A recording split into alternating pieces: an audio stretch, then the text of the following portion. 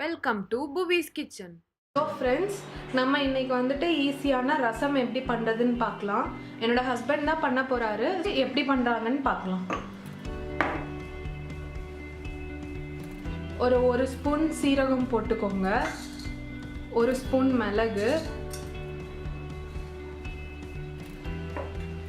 அது ரெண்டையும் ஃபஸ்ட்டு இடிச்சிடணும். இப்போ நம்ம வந்து சீரகமும் மிளகும் கொஞ்சம் இடிச்சாச்சு. அதுலேயே வெள்ளை பூண்டும் சின்ன வெங்காயமும் போட்டு இடிச்சுக்க போகிறோம். இப்போ நம்ம எல்லாமே இடித்து வச்சாச்சு. அடுத்தது ரெசிபி பார்க்கலாம். கொஞ்சமாக எண்ணெய் ஊற்றிக்கோங்க.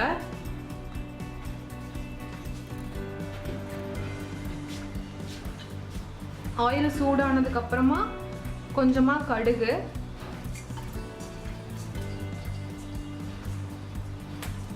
கொஞ்சம் கடுகு போட்டிருக்கு. அடுத்தது பெருங்காயம்,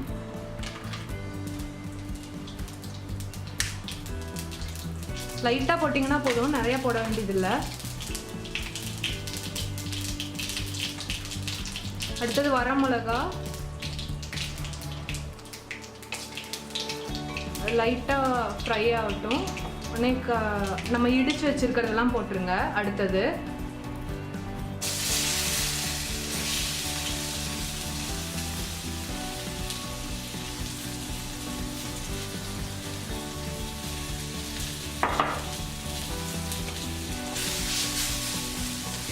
அதை லைட்டாக வதக்கி விடுங்க.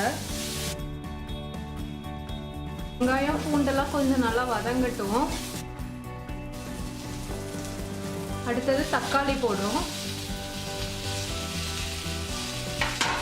கருவேப்பிலை,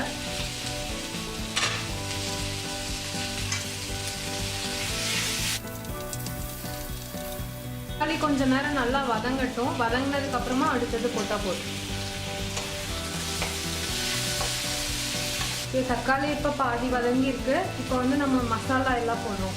மல்லித்தூள், மிளகாத்தூள் அதெல்லாம் போட்டுடுறோம்.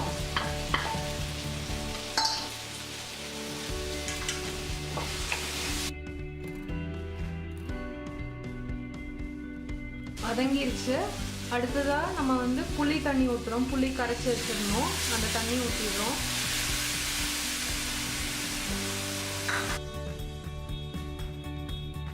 இது உப்பு போட்டுருங்க.